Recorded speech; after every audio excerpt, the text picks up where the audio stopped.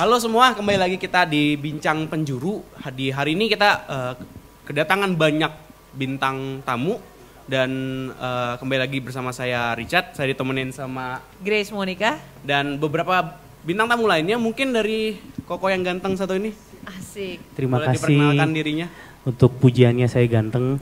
Sekalian profesinya jangan lupa. Oke, nama saya Erwin, profesi saya tukang sulap. Tukang sulap. Boleh juga. Nama saya Roni, profesi saya tukang ketoprak. Nama saya Anton, pekerja seni. Bekerja Asik, seni. paling benar. Nama saya Marius Nambela, saya musisi. Asik. Nama saya Kelvin, saya sewain gerobak ke mereka. Bosnya ya. Bosnya. Bosnya.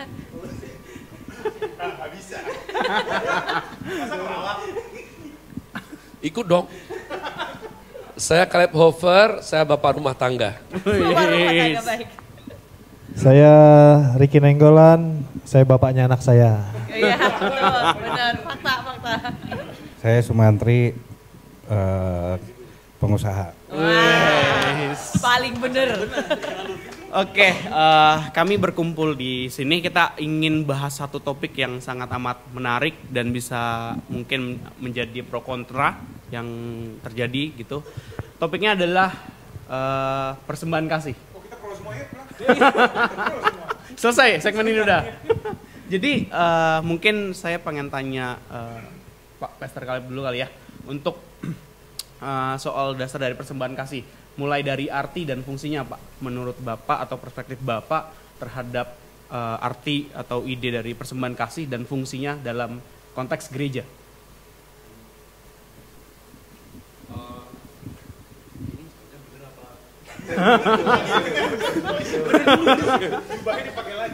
Maaf saya tanya narasumber saya dulu.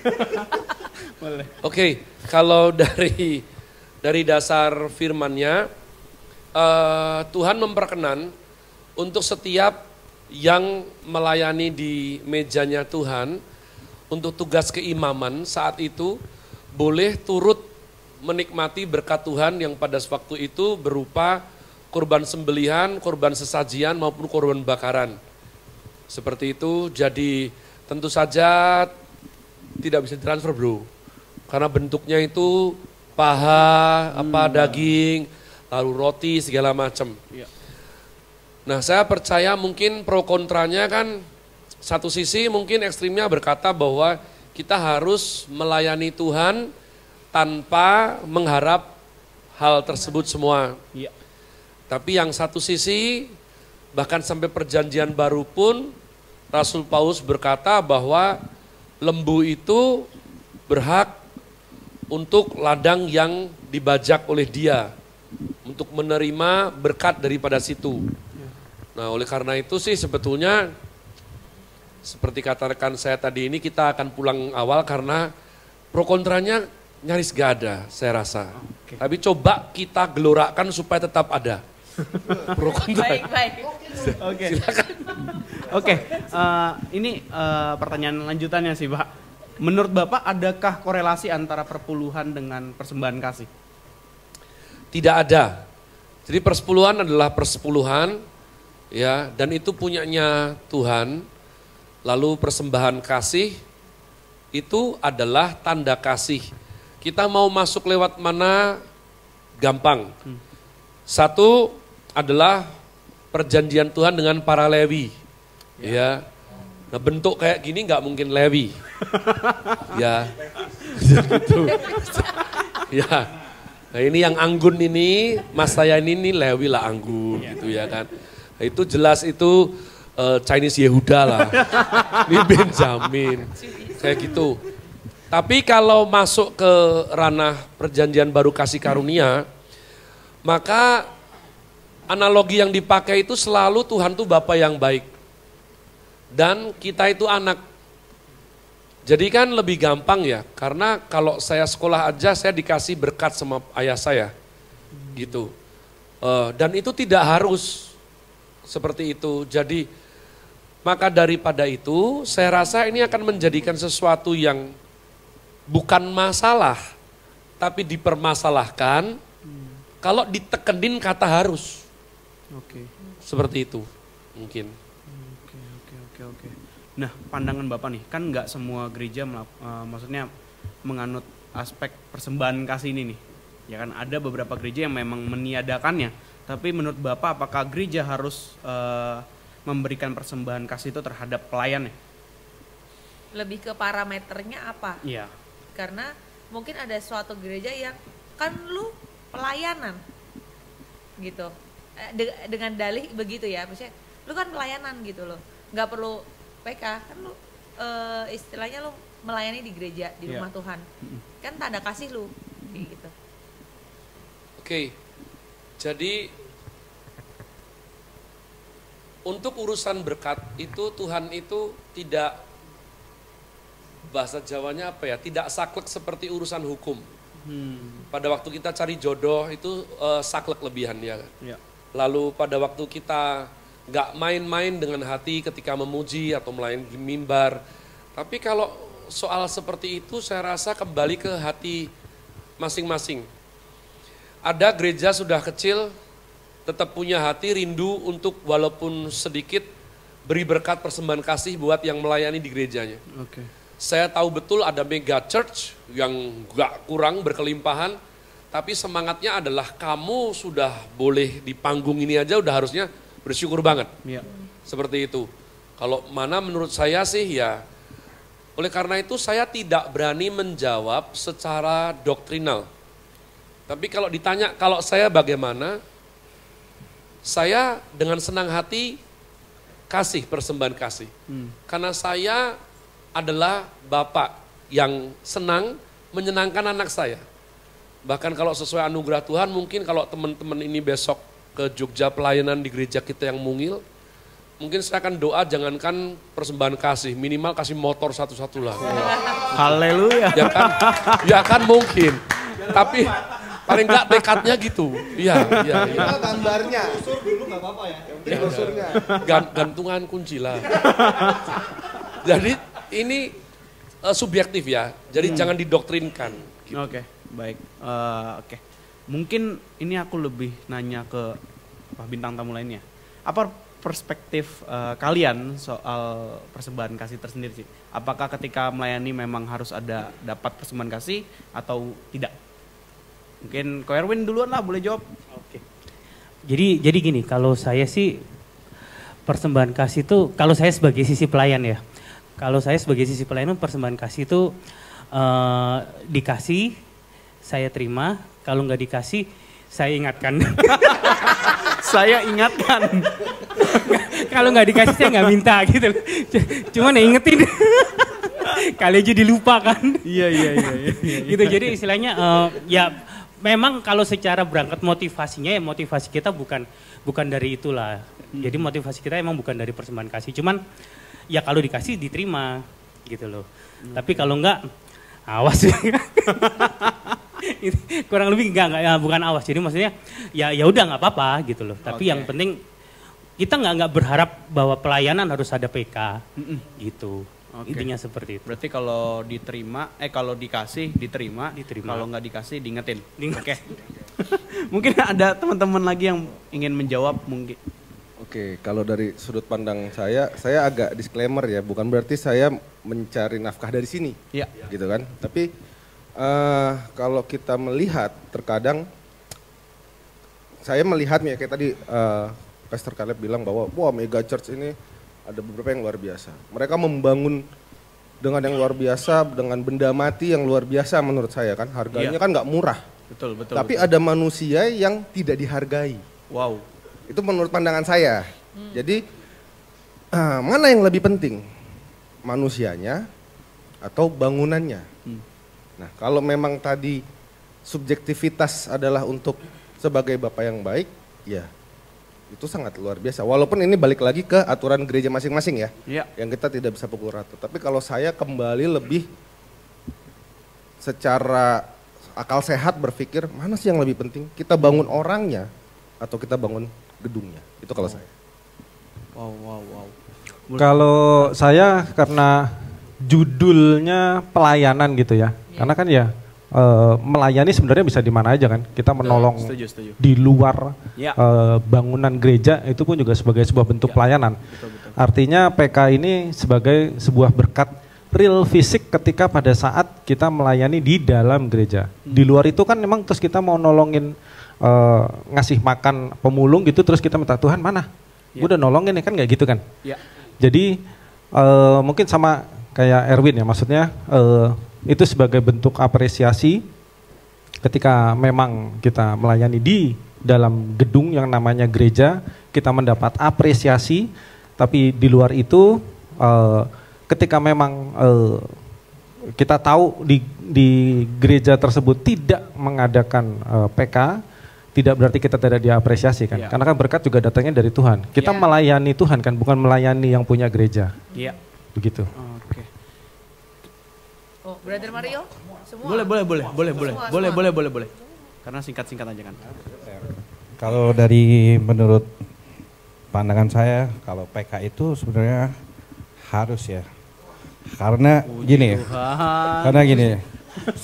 setiap yang melayani Tuhan kan, kalau pas diundang gitu kan nggak selalu dia berkelimpahan atau dia selalu dia punya uang gitu kan. Kalau misalkan dia tempatnya jauh gitu, kalau dari sini ke Tangerang atau dari sini ke Bogor, kan itu perlu bensin ya. Satu perlu bensin, dua dia juga perlu makan. Terus tiga, kalau dia benar-benar full timer, dia nggak ada pekerjaan kan itu susah juga ya. Jadi kan kalau menurut saya tuh PK itu memang harus ada gitu. PK itu memang harus ada karena itu juga sangat-sangat menolong gitu kan. Nah, kan kecuali kalau misalkan seandainya pelayan Tuhan itu yang berkelimpahan, dia juga otomatis selalu berpikir pasti PK-nya itu dikembalikan lagi buat gereja kan. Pasti juga dia juga nggak mau ambil gitu kan. Tapi kalau buat yang pelayani Tuhannya terus benar-benar full timer gitu, dia cinta Tuhan, terus tiba-tiba nanti pasti udah pelayanan jauh-jauh dia juga lagi nggak ada uang, terus nggak dikasih PK, gimana coba rasanya, kan kasihan gitu kan. Iya. Jadi kalau menurut saya PK itu memang harus gitu. Brother Ricky? Saya setuju. Ya, PK itu seperti tadi Pastor Caleb bilang, kalau menurut sejarahnya di perjanjian lama kan itu berarti hak ya, haknya seluruh pelayan. Jadi seharusnya sama porsinya siapapun yang melayani, mau dia khotbah, mau dia musisi, mau dia tukang parkir, mau dia siapapun itu harusnya sama. Nggak kayak kalau sekarang ya mungkin penerapannya beda ya, masing-masing gereja punya penerapan masing-masing dan angkanya pun berbeda. Tapi harusnya sama. Ada dong, masa yang khotbah dapatnya mobil 2 pintu, yang lainnya mobilnya nggak ada pintunya, kan nggak bisa gitu. Harusnya sama. Artinya harus memanusiakan manusia yang seperti sebenarnya dapatnya sama dibilang. Ki, cuman pembicara sendiri kita bagi rata. Ya mungkin jumlahnya sama kayaknya. Mungkin itu. Nah, ini sebenarnya iya. Kita bagi 8. Gimana ya? Ya saya setuju. Pokoknya itu hak pelayan. Hak pelayan. Oke? Bagaimana? Kalau saya ada PK nggak ada PK, itu kalau kita sudah memutuskan tinggal di rumah itu dan menganggap itu rumah kita sendiri, makanan apapun yang disediakan ya kita nikmati. Sedap. Gue masak ayam goreng, masa gue udah, ini rumah gue nih. Iya. Di sebelah rendang, masa gue pindah rumah ke rumah tetangga. Iya. Itu dia. Sedap. Tapi yang menjadi kerumitan adalah ketika kita dipanggil pelayanan dari tempat yang bukan rumah kita.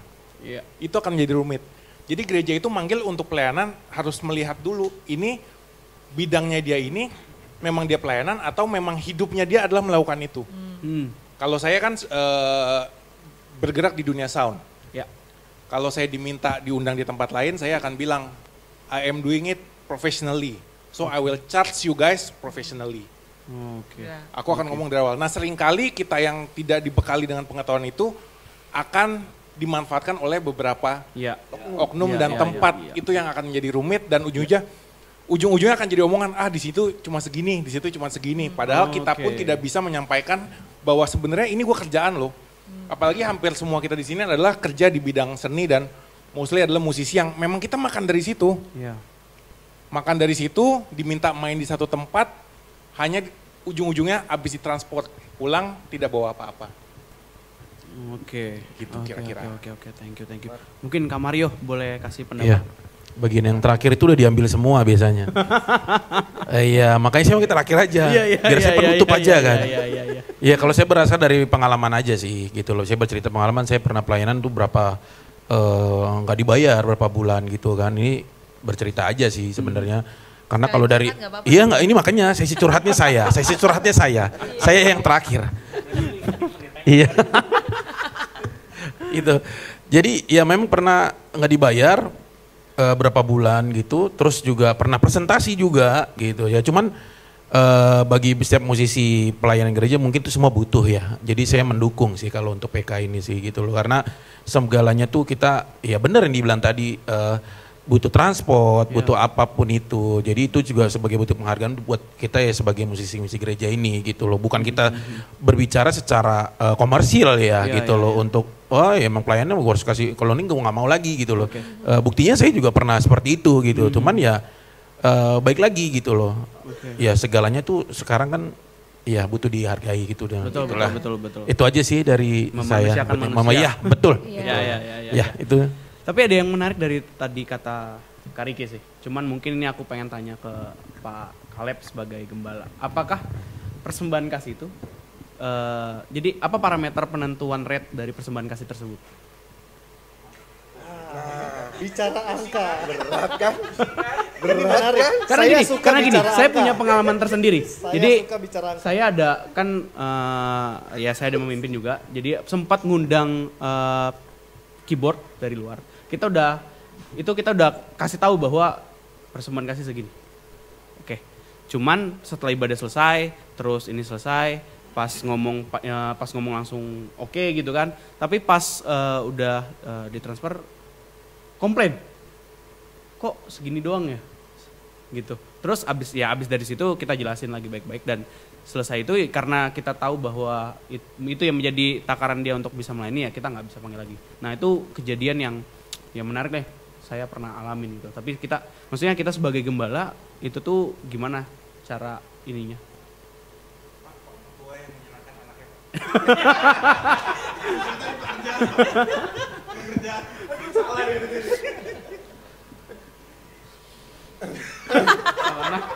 Otak saya berpikir cepat untuk memberikan sesuatu yang tajam berkualitas. Ya, Abraham Lincoln itu pernah bilang bahwa manusia mulia itu adalah manusia yang siap melakukan sesuatu tanpa bermotifkan uang. Oke. Seperti itu. Jadi saya suka paradigma teman-teman di sini nyaris semuanya. Semuanya nanti nyaris begini ini. Ya, terutama tadi Mas Anton, kita ini pelayanan. Jadi kita ini siap gak dikasih apa-apa sama manusia. Oke. Kalau Tuhan pasti kasih kok. Tuhan pasti kasih. Ada ayatnya, Tuhan gak pernah hutang. Yang suka hutang itu manusia. Betul. Yang suka ingkar janji manusia.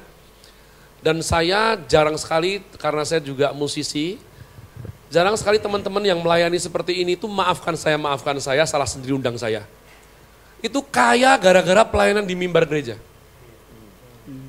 Seringnya adalah pendetanya, oknum pendetanya. Tapi kalau yang musisi gini nih, ya entah dengan segala ketulusan yang urusannya masing-masing, itu mau cari seberapa sampean? Sampai seberapa lah. Iya kan? Jadi saya rasa makanya namanya persembahan kasih, love offering. Lah yang bro tanyakan tadi itu sesuatu yang jelas tapi abstrak. Gak ada jawabannya. Jawabannya adalah Yesus mati di kayu salib buat kita semuanya. Saya rasa saya akan perumit lebih lagi keadaan ini. Boleh. Di dunia ini, selama terkait love, kita tidak akan mempunyai rumusan seperti matematika ilmu pasti. Contoh dengan cepat, setiap tahun ada yang konseling kepada saya karena saya konselor, ya, bahwa pasangan suami istri itu mereka kelahi karena pasangannya itu adalah bad kisser. Maafkan saya, pencium yang buruk. Ingat ini udah muhrim loh ya, suami istri. Dan gak ada kursus mana. Katanya mau buka kursus ciuman. Kita gitar. Menarik ya idenya menarik. Gitar belajar di mana tahu. Keyboard belajar kemana tahu. Kalau begitu kasih, ukurannya terus apa? Saya melewatkan banyak waktu sebelum saya paham sampai detik ini, bahwa saya yakin saya itu dikasih Tuhan mamah yang jahat. Dan beberapa yang kalau dengar ini orang Jogja, circle saya, bos saya yang angkatan saya, ya kan, saya mau nukerin mama saya. Karena saya anggap mamahnya ya teman saya yang lain tuh lebih baik, seperti itu. Karena kalau kita sudah masukkan unsur kasih, love, maka matematika jadi nggak berlaku. Angkanya itu jadi ini, iya, algoritmanya jadi kacau. Seperti itu. Jadi makanya saya sering bilang sama teman-teman saya maupun anak-anak saya, dirasain pakai hati. Nanti sebelum ini usai, saya mau minta waktu sedikit untuk saya gantian tanya sama teman-teman saya ini. Ya. Jadi, tapi saya tetap gini. Besok kalau Tuhan Yesus izinkan kami yang di Jateng DIY itu diberkati dan memang setulusnya, ya tanpa ngerepotin siapapun, maka saya berikhtiar bahwa musisi yang melayani bersama kita itu kami akan kasih yang terbaik yang kami bisa. Jadi anak-anak saya setia sampai sekarang itu karena tekad ini. Bahwa kadang saya kasih itu saya tundukkan kepala saya loh. Ketika saya ngerti bahwa anak saya harusnya orkestra dengan Mas Adi atau apa, dan dia ngebelain Paskah tempat kita. Saya akan kasih sendiri itu, saya izin gak transfer, saya kasih amplop, saya akan bilang, terima kasih ya Adi. Terima kasih. Makanya Tuhan tahu besok, kalau waktunya tiba, saya akan kasih yang terbaik. Tidak hanya kepala saya yang menunduk, tapi sungguh dalam bentuk angka. Tapi itu saya, tolong jangan tuntut orang lain seperti itu.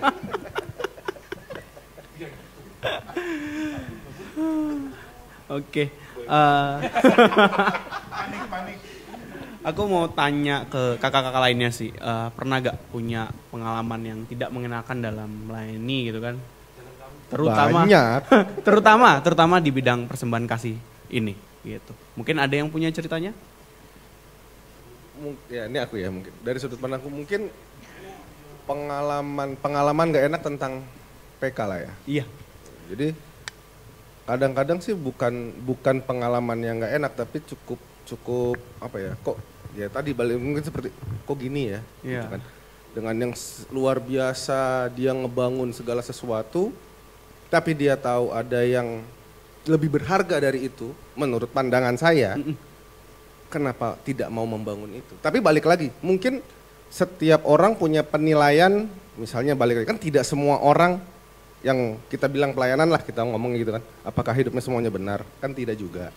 Ada juga pelayanan ini kan sebagai profesi, ya kan?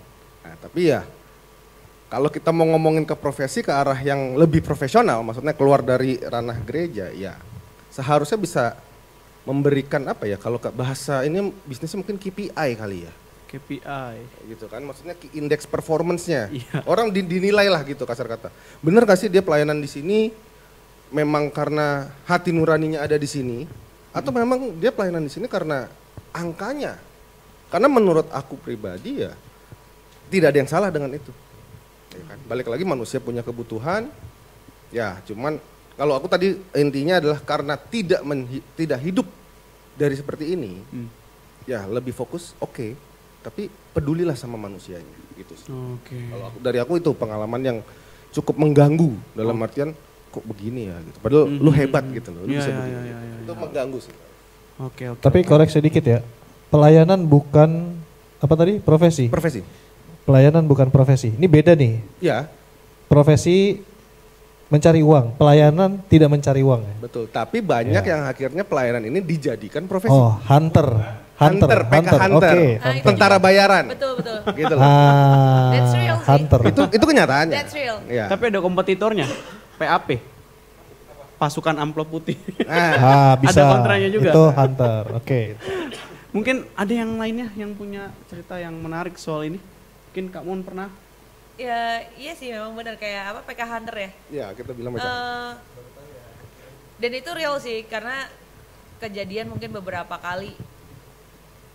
Ibadah yang pertama belum selesai, dia udah harus cabut karena harus pindah ke gereja lain. Ya.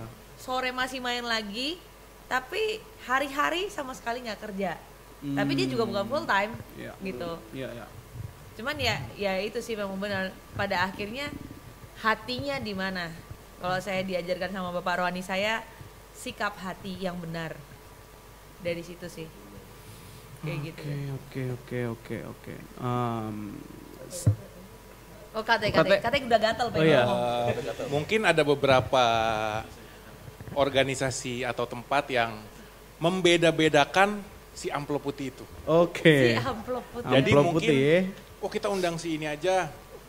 Padahal cuma reguler secara hari Minggu pemain biasa aja, tapi entah dia lebih jago kah atau lebih senior, tapi tanpa melihat bahwa yang sudah ada di mimbar itu adalah yang sudah menyediakan waktu event gak dipanggil pun tiap minggu mereka datang kan.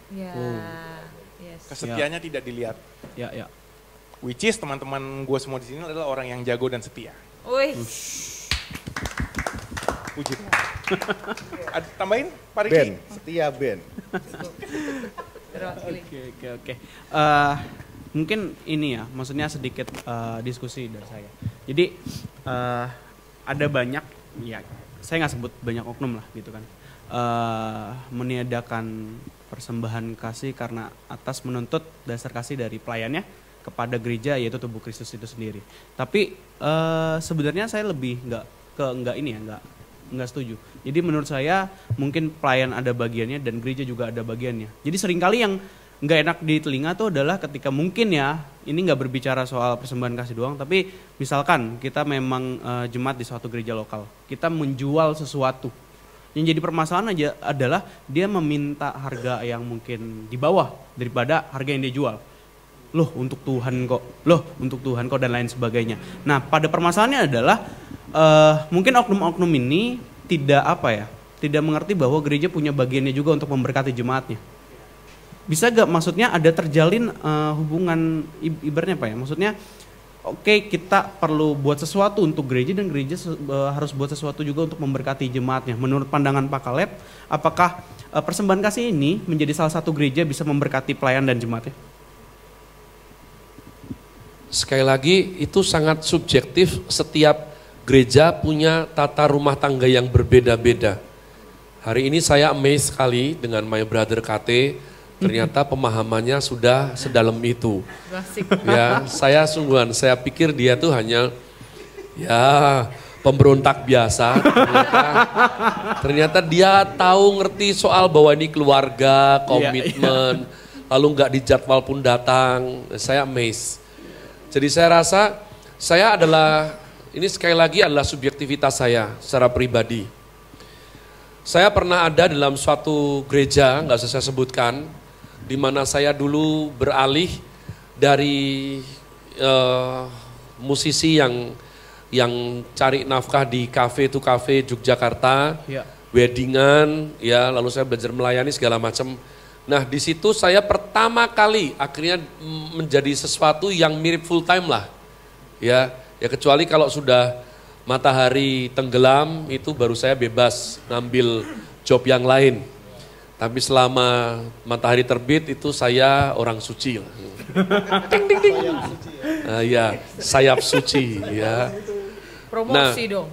Jadi asal jangan bahasa Inggrisnya, ntar tahu semua. Jadi saya di situ mes pertama kali, cupu, newbie, terus saya mendapatkan bulanan itu gajinya itu kurang daripada yang dijanjikan. Lalu saya tanya seperti Bro Erwin tadi, kalau dikasih saya terima, kalau belum ya saya tanya. Ya, tapi kan habis itu gak maksa ya kan, tanya. Ternyata pendeta setempat bilang bahwa Caleb itu sudah otomatis kami potong persepuluhan. Supaya kamu gak jatuh dosa. Ya, jadi seperti itu. Saya mikir apakah Tuhan saya itu bergerak cara seperti ini ya. Itu saya hari itu gak ngerti bahwa kalau berapa belas tahun kemudian saya bakal jadi gembala. Ya. Cuman itu tadi kayak Bro Roni bilang, kok ada yang gak enak ya di sini ya. Kan itu kan harusnya pergumulan pribadi saya kan. Iya. Kenapa kok kamu langsung potong ya? Jadi saya juga sepakat dengan Bapak pengusaha tadi. Kalau menurut saya sih dikasih, perkara nanti kita punya pergumulan internal, lalu kita kembalikan, kita pakai, kita enggak pernah ngerti loh. Mereka kita semua tuh punya pergumulan apa. Kan seperti itu. Nah, tapi saya rasa kalau, ini sekali lagi saya maafkan para gembala yang mendengarkan ini, saya enggak bermaksud mempersulit kalian semua, enggak. Kalau kita berharap punya para pelayan Tuhan yang tulus, yang enggak pamrih, yuk mulai dari kita duluan, para gembala. Kalau kita mau berkata bahwa kita siap gak dibayar apapun, gak dapat apapun, saya rasa harus mulai dari bapaknya, biangnya. Ya. Seperti itu. Dan anak-anak saya di Jogja tahu bahwa saya menjalani hidup seperti itu diizinkan Tuhan selama 8 tahun. Saya pastikan semua anak itu terima persembahan kasih yang gak seberapa itu. Dan saya setelah melayani walaupun full time saya ambil kerjaan di luar untuk keluarga saya. Jadi saya bukan jenis orang yang cuma nyuruh-nyuruh terus ternyata saya dienakkan, kan nggak boleh kayak gitu ya. Jadi sekali lagi saya rasa tidak ada jawaban yang ini harusnya gini sebab 2 tambah 3 adalah 5, enggak kalau ini. Ini kembali ke hati. Kayak gitu. Oke, thank you banget Pak Caleb atas responnya. Nah, mungkin kita udah di akhir segmen, mau kasih Pak Caleb waktu. Tadi kan ada minta waktu untuk bisa mempertanyakan kakak-kakak yang datang ini. Boleh Pak. Enggak oke kan pertanyaan gampang. Ya, karena saya mengalami yang akan saya tanyakan ini. Iya. Saya rasa orang yang suka musik itu umurnya aja yang tambah. Tapi jiwanya dijaga Tuhan tetap muda. Amin. Ya. Amin. Makanya kayak model EVC gini ternyata wisdomnya tadi. Ngeri. Deep loh. Iya. Marganya Kulen kan kamu. Iya. Bandnya Twilight. Jadi karena saya ngalamin, saya rindu teman-teman di sini juga mungkin bisa jawab enggak apa-apa. Saya capek berangkat dengan tulus, lalu ditipu beberapa oknum pelayan Tuhan yang mempergunakan talent saya waktu itu. Ya. Dan si bego ini kaget. Oh ternyata gereja bisa making money segede gitu ya. Karena waktu itu saya bertahun-tahun masih berkutat dengan yang gak ada pintu tadi, motor. Anak saya lahir, saya kemana sama istri saya tercinta naik motor terus. Dan otak saya yang saya cegah untuk bertambah cerdas ini pun tetap kewalahan untuk gak lihat kenyataan itu bahwa waktu itu oknum tersebut sudah ganti mobil sekitar 4 kali. Lalu saya doa, Tuhan ini betul lah kayak gini. Seperti itu. Sementara saya tanya sama teman-teman saya waktu itu ya, yang kerjanya cuma tangani 1-2 divisi, itu good payment. Lalu saya lihat diri saya, sekali lagi ini yang bodoh yang tidak tulus saya loh ya. Saya tuh pegang sekitar hampir 11 bidang waktu itu. Pokok kan itu mega church. Ya. Kecilnya sih nontonnya megaloman, jadi memang relate sekali. Jadi emang pahlawan tuh menderita gitu loh. Wah itu protol lama-lama. Ya, jadi saya lama-lama compare. Dan saya lama-lama jadi males, enggan. Saya melakukannya dengan nggak soulful kayak dulu lagi. Paling dirugikan saya. Ya singkat cerita, flash terus gitu. Suatu hari saya ketemu sama orang, sama hamba Tuhan biasa. Ya sebetulnya posisinya tuh sama. Ngasihnya juga belum lebih hebat dari yang kemarin. Ya. Tapi hati saya enak. Gak tahu kenapa. Jadi saya bilang itu urapan atau magic ya. Jadi beda sekali angle-nya. Karena pada waktu sama si hamba Tuhan ini tuh setulusnya saya udah setting hati saya kalau melayani itu ya Tuhan namanya melayani. Sehingga saya siap untuk kalau tidak dikasih. Dan dia kasih. Dan hati saya siap kalau dikasih sedikit. Dan dia selalu melampaui kata sedikit di benak saya. Nah pertanyaan saya buat teman-teman nih. What kind of jenis leader atau hamba Tuhan macam mana yang kira-kira bisa menaklukkan jiwa, maksud jiwa buas ya. Jiwa sehingga kita nih kalau sama ini mah gua sudahlah jalan deh gitu. Ikhlas gitu loh. Itu ada itu. Itu ada orang kayak gitu tuh. Jadi kalau sama dia ini kita jadi lemes gitu, hatinya sudah nggak kayak kalau sama yang sudah bikin pegel cerewet ya kan. Pertanyaan menjebak ini. Begitu. Ya. Jadi kira-kira jenis hamba Tuhan atau leader yang seperti apa yang kalau ketemu yang jenis kayak gini nih kita lumer. Jadi kok pengusaha coba? Kalau menurut saya sih, pandangan saya justru kalau misalkan kita sebagai pemimpin leader gitu ya, pada saat kita memikirkan semua yang ada di sekeliling kita itu, pada saat kita bisa kasih apresiasi gitu, walaupun angka mungkin nggak terlalu banyak, tapi perlakuan kita yang bisa membuat semuanya ini jadi tersentuh gitu ya. Dan suatu kali pada saat pemimpin itu lagi nggak ada juga gitu kan, bahkan yang main-main musiknya semuanya juga mungkin ya udah nggak apa-apa ya kan, karena dari dasarnya pemimpinnya itu pada dasarnya memang benar-benar tulus baik gitu kan, dan dia juga bisa memberikan penghargaan gitu kan. Oh ya dia tahu nih, semua pemainnya yang ini ya dia mengenal karakternya gimana, dia bisa memahami setiap orang-orang yang melayani. Pasti juga orang-orang yang melayani itu juga sepenuh hati juga oke lah gitu semuanya. Ya kan, walaupun PK-nya juga nggak seberapa, tapi dia juga punya hati gitu kan. Karena pemimpinnya benar gitu kan. Pemimpinnya benar gitu kan. Ya kan? Walaupun gerejanya ibarat kata nggak gede gitu kan, gitu kan. Benar.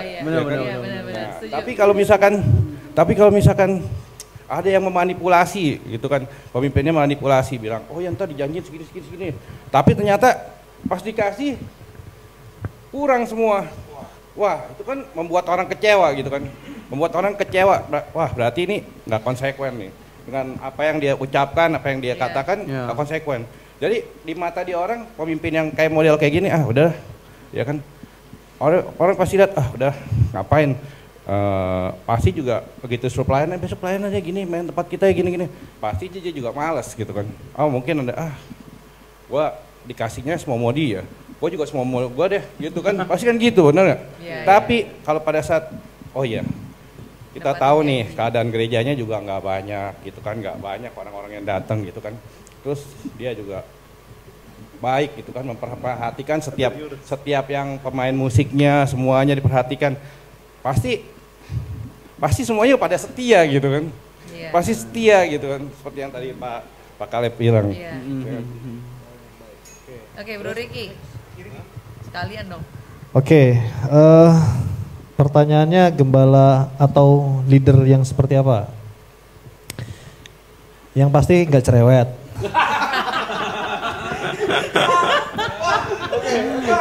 Oke, jelas ya, jelas.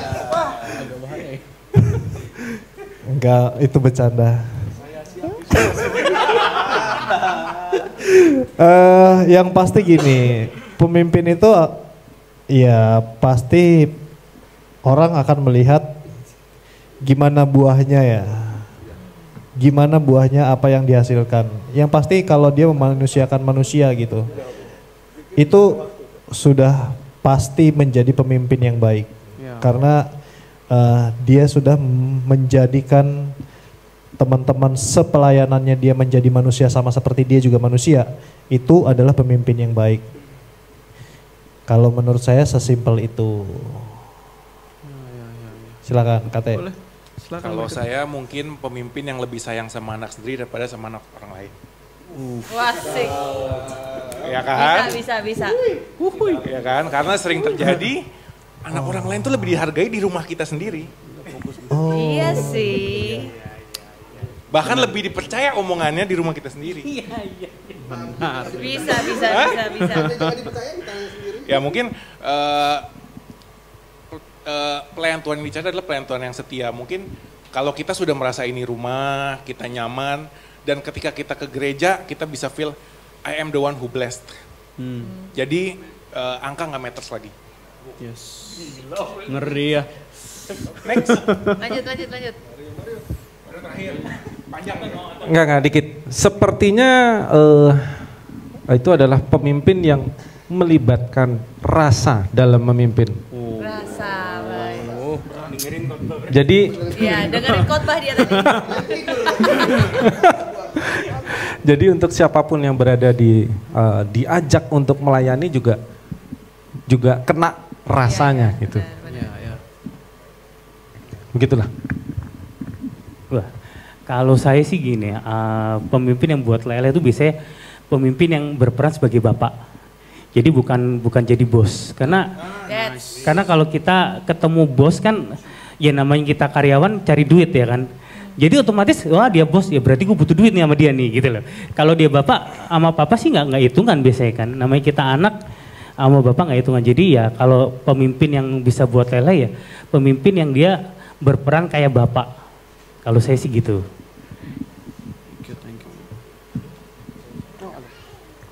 Pemimpin ya. Kalau saya mungkin pakai prinsip dolar aja kali ya. Asik. Ya kan? We trust, not we believe.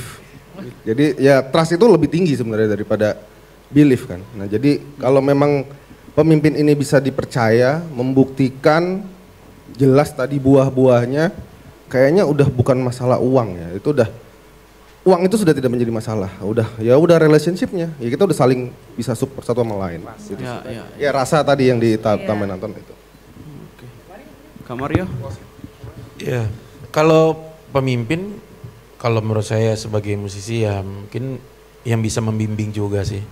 Dan banyak mengenalkan untuk firman Tuhan juga. Karena banyak kan pemain-pemain musik gereja juga yang enggak, ya main hanya sekedar main, kasih PK udah selesai. Tapi dia nggak kenal dengan apa sih khotbah yang tadi dikhotbahin sama si pembicaranya gitu loh. Ya seperti itu. Jadi butuh sebagai pemimpin yang bisa membimbing kita juga sih, itu saja sih. Gitu. Oke. Mungkin aku akan tambahin sedikit ya. Boleh. Mungkin dari pengalaman aku sendiri, dari ya kalau melayani juga udah lama, pasti teman-teman juga udah lama semua gitu. Cuman kebetulan karena saya udah nggak enak juga ya ngomongin umur ya. Jangan diomongin. Udah muda. Dari setengah lebih hidup saya, itu saya punya bapak rohani. soal memimpin ya. Dari situ dulu saya gereja jalan-jalan, tapi karena melihat satu sosok ini, enggak sih, lebih tepatnya gini, kalau lebih gampangnya adalah kalau kita sayang sama orang, kita say I love you itu bisa ngomong. Tapi kalau soal tulus hati, kita cuma bisa rasa. Jadi kalau saya mau pelayanan, biasanya akan lihat pemimpinnya tulus hati, cinta Tuhan, enggak. Di situ sih. Karena dari itu semuanya juga benar. Dan enggak peduli dari mau angka, mau apapun. Ya pelayanan memang buat Tuhan, terus plus kita lihat gembalanya pun memberi contoh punya hati yang cinta Tuhan. Oke. Artinya tidak ada tarif ya dalam pelayanan ya? Ya pada akhirnya kan di situ. Oh iya. Kalau artinya tergantung situasi. Kalau Anda merasa itu rumah ya? Iya. Artinya nggak ada tarif ya? Kalau nyapu rumah orang boleh lah pakai tarif. Ya itu beda. Jalan beda. tuh. Jalan Ya, tarifnya. itu bisa. Kalau rumah orang lain ya beda, kan bertamu. Oke, Pak Kaleb, ada gak pesan Bapak untuk segmen terakhir ini untuk gereja juga pelayannya? Oke. Tuhan Yesus sekalinya marah, cuman satu kali. Bukan di lokalisasi, bukan di night club, bukan di rumah judi. Sekalinya dia marah di rumah Tuhan, di bait suci. Ya, dia bilang, rumah Bapakku kamu jadikan sarang penyamun. Penyamun itu jiwanya ngambil. Ya, padahal firman kita anak Tuhan bilang terlebih berbahagia memberi daripada meminta atau mengambil. Jadi saya rasa dengan seterusnya kalau dari yang paling atas itu jiwanya memberi, bukan seperti penyamun mengambil, tatanan akan asik dan nyenengin. Ya. Jadi anak-anak rekan-rekan pelayan Tuhan pun lihat leadernya, gembalanya itu jiwanya ngasih, jiwanya tuh memberi.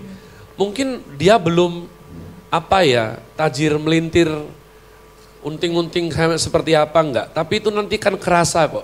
Tadi Mas Anton bilang, ada rasanya. Musuh orang kayak gitu itu tuh bikin kita kewalahan. Saya pernah diundang ke, terima kasih Bu Riki untuk memberikan saya waktu sehingga saya berani jujur.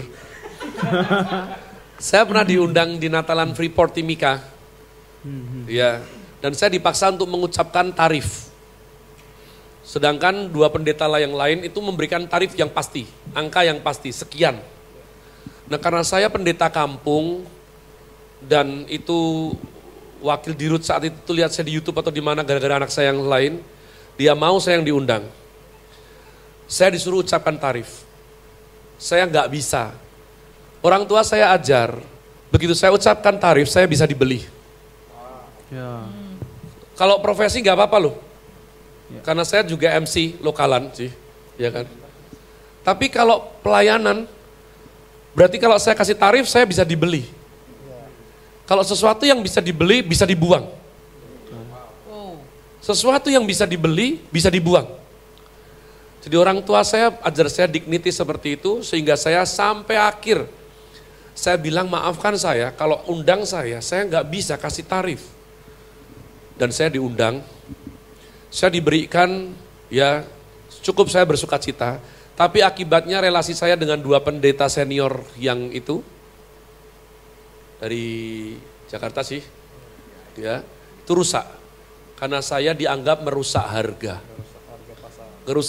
pasaran. Nah itu hal-hal yang saya dulu bingung sekali, loh ini gereja ada atau faktanya ada. Dan kemarin saya diminta doa anak saya di Surabaya. Ternyata di sana di beberapa oknum mega church itu diberlakukan seperti regular bro. Grupnya. Grade A, B, C, kelas. Ada kelasnya.